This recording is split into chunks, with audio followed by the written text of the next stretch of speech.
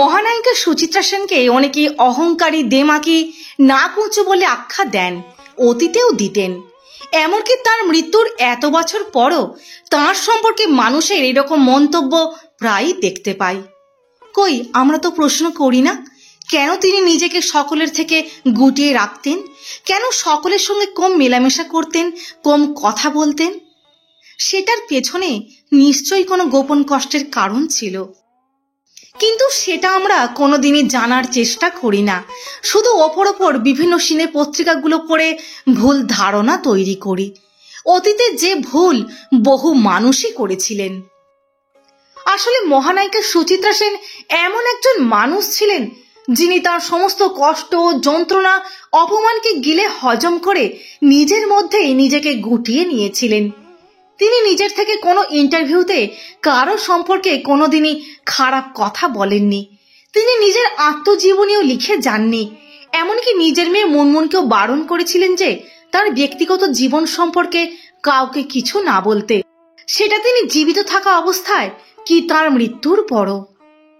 একবার মহানায়িকা সুচিত্রা সেন সেই আত্মজীবনী লেখা প্রসঙ্গেই সাংবাদিক গোপাল কৃষ্ণকে বলেছিলেন যে আমি যদি আত্মজীবনী লিখি তাহলে অনেকের সংসার ভেঙে যাবে, অনেকের সংসারে আগুন লেগে যাবে, অনেক রাস্কেলের মুখোশ খুলে যাবে। তাই তিনি চান না তার জন্য কোনো মানুষের ক্ষতি হোক বা সেই সব রাস্কেলগুলো প্রচারের আলো পাক। সত্যি বলতে কি, এইরকম একজন মহান শিল্পী, মহান মানুষকে আমরা আজও চিনতে পারিনি। তিনি শুধু তার অভিনয়ের জন্য মহানায়িকা নন, তার উদার মানসিকতার জন্য তিনি মহান মানবী। তার প্রমাণ পরিচালক ঋত্বিক ঘটক, অভিনেতা জহর রায়। এছাড়াও অনেক মানুষ আছেন যাদের সম্পূর্ণ গোপনে তিনি সাহায্য করেছেন। আসলে তিনি বর্তমান সময়ের মানুষের মতো ছিলেন না। তিনি সর্বদা প্রচারের আলো থেকে দূরে থাকতেন, চেষ্টা করতেন নিজের সবটা দিয়ে কাজকে আরো সুন্দর করে ফুটিয়ে তুলতে। যে কাজ তাকে বিশ্বের দরবারে পরিচয় এনে দিয়েছিল পদ্মশ্রী, মস্কো ফিল্ম ফেস্টিভ্যালের মতো পুরস্কার। কিন্তু সেই কাজের শুরুর দিনগুলোয় তাঁকেও যে কত অপমান, অবমাননা সহ্য করতে হয়েছে সেটা অনেকেই জানেন না। আমরা শুধু দেখি তার রূপ, সৌন্দর্য, তার গ্ল্যামার, তার চারিত্রিক ত্রুটি। বাংলাদেশের পাবনায় প্রকৃতির কোলে আদরে বড় হয়ে ওঠা রমা কিন্তু স্বপ্ন দেখেছিল সাহেবী কেতাদুরস্ত সুদর্শন পুরুষ দিবানাথের ঘরণী হয়ে আর 5টা বাঙালি মধ্যবিত্ত পরিবারের মেয়েদের মতোই স্বামী সন্তান নিয়ে সুখে সংসার করতে। কিন্তু তার রূপই কাল হলো। গায়িকা হওয়ার স্বপ্ন নিয়ে ছবিতে গান গাইতে এসে নায়িকা হওয়ার অফার পেলেন। তারপর তো বাকিটা ইতিহাস। নিজে সুন্দর করে সংসার করতে পারেননি বলে তাই তো চেয়েছিলেন মেয়ে মুনমুন সংসার করুক, যেন অভিনয় না আসে। বিয়ের পর যখন মেয়ে মুনমুন অভিনয় আসে তখন 6 মাস মেয়ের সঙ্গে অভিমানে কথা বলা বন্ধ করে দিয়েছিলেন। এই হলেন আরেক সুচিত্রা সেন। আমরা তাঁর কটা রূপ চিনি, বাহ্যিক রূপের বাইরেও তিনি ছিলেন সর্বদিকে অনন্যা। এই অনন্যা সুচিত্রা সেন কিন্তু একদিনে অনন্যা হয়ে ওঠেননি। তিনিও অনেক অপমান, অবজ্ঞা, জীবন যন্ত্রণার আগুনে পুড়ে তবেই না মহানায়িকা হয়ে উঠেছিলেন। বন্ধুরা, আজকের ভিডিওতে শোনাবো শ্রদ্ধেয় সাংবাদিক রবি বসুর কলমে সেই রকমই কয়েকটি ঘটনার কথা, যেটা জানলে আপনারা উপলব্ধি করতে পারবেন যে মহানায়িকা সুচিত্রা সেনের লড়াইটা তার মিষ্টি হাসির মতো উজ্জ্বল ছিল না, তার গভীরে ছিল চাপা গহর অন্ধকার। তাই সবটা জানতে ভিডিওটির সঙ্গে থাকুন। ছবির নাম অ্যাটম বোম, পরিচালক তারু মুখোপাধ্যায়, যেটি IMDb-তে 8 রেটিং আছে। তবে এই সিনেমাটি আর কোথাও খুঁজে পাওয়া যায় না। এটি হিরোশিমা নাগাসাকিতে আমেরিকার অ্যাটম বোম ফেলা নিয়ে যুদ্ধবিরোধী কোনো বক্তব্যের ওপর ছবি ছিল না। এ ছবির আদৌ কোনো বক্তব্য ছিল বলেও মনে হয় না। অতি কুৎসিত একটি ছবি। আর সেই ছবিতে কুৎসিত তোমার দেশবাসী সজ্জিতা সুচিত্রা সেনের একটি ছোট্ট ভূমিকা। 1954 সালের 1 জানুয়ারি মুক্তি পেয়েছিল মিনার বিজলিও ছবি ঘরে। তখনও ভগবান শ্রীকৃষ্ণ চৈতন্য ছবিটি সগৌরবে চলছে। সেই সময় অ্যাটম বোম ছবির প্রচারের বিজ্ঞাপন হিসাবে মিনার সিনেমার দেওয়ালে সুচিত্রা সেনের বুকে কাঁচুলি আঁটা একটি কুৎসিত ওয়াল পেন্টিং এর মান এতটাই নিচ্ছিল যা সকলের নজর কেড়েছিল। ঠিক তেমনি বাংলা ফিল্ম ইন্ডাস্ট্রির অনেকের কাছেই সেটি খুবই বেদনাদায়ক এবং লজ্জাকর বিষয় হয়ে দাঁড়িয়েছিল। অ্যাটম বোম ছবিটি এক সপ্তাহ চলার মতো ছিল না, কিন্তু যেহেতু সুচিত্রা সেনের নামধাম রয়েছে তাই ছবির একজন পার্শ্ব চরিত্রে অভিনয় করা শিল্পী হওয়া সত্ত্বেও শুধুমাত্র ছবির ব্যবসার উদ্দেশ্যে ইচ্ছে করে ছবির পরিবেশক সিনেমা হলের দেয়ালের গায়ে সুচিত্রা সেনকে প্রায় নগ্ন করে এঁকে 4 সপ্তাহ চালিয়ে দিয়েছিল ছবিটা।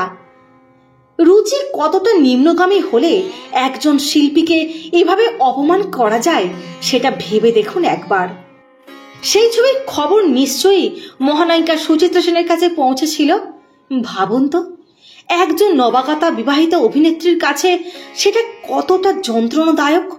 কি পরিমাণ তিনি মানসিক কষ্টের মধ্য দিয়ে সেই সময় গিয়েছিলেন তা আমরা কল্পনাও করতে পারি না, কারণ তিনি কোনোদিনই সেই কথা প্রকাশ্যে বলে দোষীর দিকে আঙুল তোলেননি। মুখ বুজে সবটা মেনে নিয়েছিলেন শুধুমাত্র কাজকে ভালোবেসে, পরিবারের কথা ভেবে। কেননা তখন তো তার করার মতো আর কিছু নেই। ছবির সন্ধানে বেরিয়ে হাতের কাছে যা পেয়েছেন তাতেই রাজি হয়ে গেছেন। কি করে বুঝবেন চলচ্চিত্র নামক শিল্পের ব্যবসাতেও এমন কিছু কুৎসিত মানুষ আছে? তবে এই ঘটনাটি সম্ভবত সুচিত্রা সেনকে সচেতন করে তুলেছিল, কারণ এরপর থেকেই তিনি দেখে শুনে বাছাবাছি করে ছবি করতে থাকেন। যদিও পায়ের নিচের মাটিটা তখনও শক্ত হয়নি, তবু কিছুটা মাটি তো পেয়েছেন। বাছাবাছি না করলে তার ক্যারিয়ারটাই মাটি হয়ে যেত। ভগবান শ্রীকৃষ্ণ চৈতন্য সুচিত্রা সেনকে শিল্পী হিসেবে জীবনদান করেছিল, কিন্তু তার আগে পর্যন্ত তাকে মুখ দিয়ে রক্ত তুলে কাজের সন্ধান করতে হয়েছে।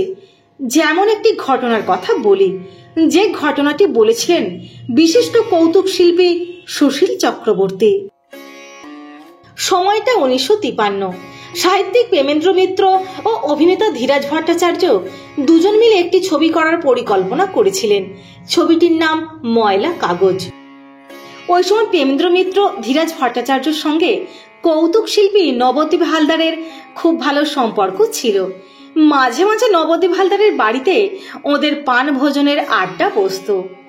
একদিন ওই রকম আড্ডা বসেছে। সুশীল চক্রবর্তী প্রায় নিয়মিত নবদ্বীপবাবুর বাড়িতে যেতেন। তাঁর কিছু ভাই ফরমাসও তাকে শুনতে হতো।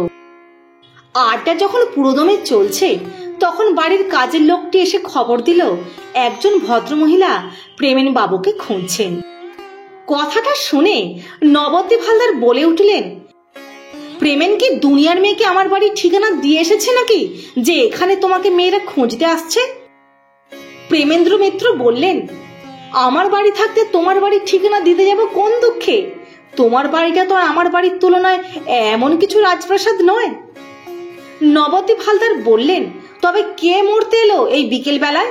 এই সুনীল, দেখ তো কে এসেছে, তেমন বুঝলে হটিয়ে দিবি। নবদ্বীপ হালদারের কথা শুনে সুশীলবাবু বাইরে এলেন। দেখলেন সুচিত্রা সেন। কয়েকটি ছবির দৌলতে সুচিত্রা সেনের মুখটি তখন বেশ পরিচিত। অল্প স্বল্প হলেও তাকে নিয়ে কানাঘুষা শুরু হয়েছে দর্শকদের মধ্যে। সুশীলবাবুকে দেখে সুচিত্রা সেন বললেন, এখানে প্রেমেনবাবু আছেন? প্রেমেন্দ্র মিত্র। সুশীলবাবু বললেন, হ্যাঁ আছেন, কিন্তু তিনি তো এখন ব্যস্ত। সুচিত্রা সেন বললেন, আমি ওর বাড়ি গিয়েছিলাম, সেখানে শুনলাম উনি এখানে এসেছেন। ওর সঙ্গে আমার একটু দেখা করার দরকার। কথাটা শুনে সুশীল চক্রবর্তী একটু ইতস্তত করলেন।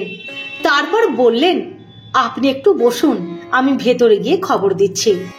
সুশীলবাবু ভেবেছিলেন একজন উঠতি নায়িকা যখন দেখা করতে এসেছেন তখন প্রেমেনবাবু হয়তো দেখা করতেও পারেন, কিন্তু ভেতরে এসে খবরটা দিতেই নবদ্বীপ হালদার বলে উঠলেন, নিশ্চয় পাঠ চাইতে এসেছে, তুই গিয়ে বলে দে আমাদের সব পাঠ দেয়া হয়ে গেছে, আপনি যেতে পারেন। সাহিত্যিক প্রেমেন্দ্র মিত্র বললেন, না না, অত কড়া কথা বলার দরকার নেই, তুমি বরং গিয়ে বলকে যাও উনি যেন পরে আমার বাড়িতে দেখা করেন, আজ আমি ব্যস্ত, এখন দেখা করা যাবে না। সুশীলবাবু বাইরে গিয়ে সেই সংবাদটি দিলেন। শুনে সুচিত্রা সেনের মুখটা কেমন মলিন হয়ে গেল। ব্যাগ থেকে রুমালটা বার করে কপালের ঘামটা মুছে নিলেন। তারপর শ্লথ পদক্ষেপে বেরিয়ে গেলেন নবদ্বীপ হালদারের বাড়ি থেকে। এর প্রায় 2 দশক পরে সুশীল চক্রবর্তীর সঙ্গে সুচিত্রা সেনের আবার দেখা হলো স্টুডিওর ফ্লোরে একটি ছবির শুটিংয়ে। সুচিত্রা সেন সেই ছবির নায়িকা, আর সুশীল চক্রবর্তী একটি ক্ষুদ্র ভূমিকায় কাজ করতে গেছেন।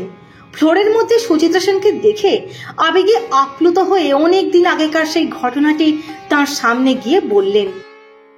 সবটা শুনে সুচিত্রা সেন তার ভ্রু দুটো কুঞ্চিত করে গম্ভীর হয়ে সেখান থেকে সরে গেলেন। একটিও কথা বললেন না। তিনি চাইলেই অনেক কথা বলতে পারতেন, অতীতের অপমানের শোধও তুলতে পারতেন, কিন্তু তার রুচি, তার শিক্ষা তাকে চুপ করতে শিখিয়েছিল। তাই তো চুপ করে এরকম শত সহস্র কষ্ট বুকে নিয়ে অন্তরালে চলে গিয়েছিলেন তিনি, যার উত্তর আজও খুঁজে চলেছে সিনেমা প্রেমী মানুষেরা। ভিডিওটি ভালো লাগলে আপনাদের মূল্যবান মতামত জানাবেন। লাইক, শেয়ার এবং সাবস্ক্রাইব করে সঙ্গে থাকবেন। সকলে ভালো থাকবেন, সুস্থ থাকবেন, অনেক ভালোবাসা নেবেন।